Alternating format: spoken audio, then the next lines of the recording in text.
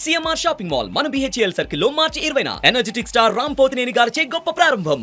యోగా గురు రామ్దేవ్ బాబాకు సుప్రీంకోర్టు గట్టి షాక్ ఇచ్చింది. పతంజలి సంస్థ వ్యాపార ప్రకటనలపై సర్వోన్నత న్యాయస్థానం తీవ్రంగా స్పందించింది.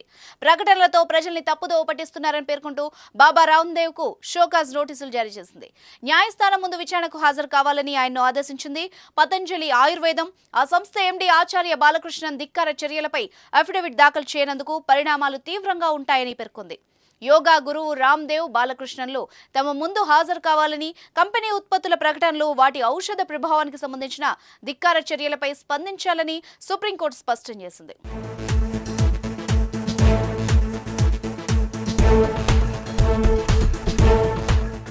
వ్యాక్సినేషన్ డ్రైవ్, ఆధునిక ఔషధాలకు వ్యతిరేకంగా రామ్దేవ్ దుష్ప్రచారం చేస్తున్నారని ఆరోపిస్తూ ఇండియన్ మెడికల్ అసోసియేషన్ దాఖలు చేసిన పిటిషన్ను సుప్రీంకోర్టు విచారించింది.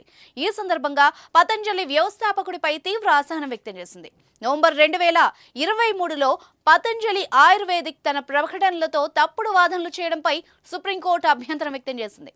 అటువంటి పద్ధతుల్ని ఆశ్రయించినందుకు ఆ సంస్థకు జరిమానా విధిస్తామని హెచ్చరించింది. పతంజలి ఆయుర్వేదం అన్ని తప్పుదో పట్టించే ప్రకటనలు తక్షణమే నిలిపివేయాలని, ఈ కోర్టు అటువంటి ఉల్లంఘనలను చాలా తీవ్రంగా పరిగణిస్తుందని, ఒక నిర్దిష్టమైన వ్యాధిని నయం చేయగలదని తప్పుడు ప్రకటన చేసిన ప్రతి ఉత్పత్తిపై 1 కోటి వరకు జరిమానా విధించడాన్ని పరిశీలిస్తామని ధర్మాసనం తేల్చి చెప్పింది. కరోనా వైరస్ కట్టడిలో ఆధునిక వైద్యం విఫలమైందని, అదో పనికి మాలిందంటూ బాబా రామ్దేవ్ చేసిన వ్యాఖ్యలపై అప్పట్లో తీవ్ర దుమారం రేపింది. ఐఎంఏ సైతం ఆయనపై 1000 కోట్లకు పరువు నష్టం దావా వేసింది. విమర్శలు రావడంతో ఆయన తన వ్యాఖ్యల్ని వెనక్కి తీసుకుని వివరణ ఇచ్చారు. తాను ఉద్దేశపూర్వకంగా అలా అనలేదు, వాట్సాప్ లో వచ్చిన మెసేజ్ ను చదివి వినిపించానని వెల్లడించారు.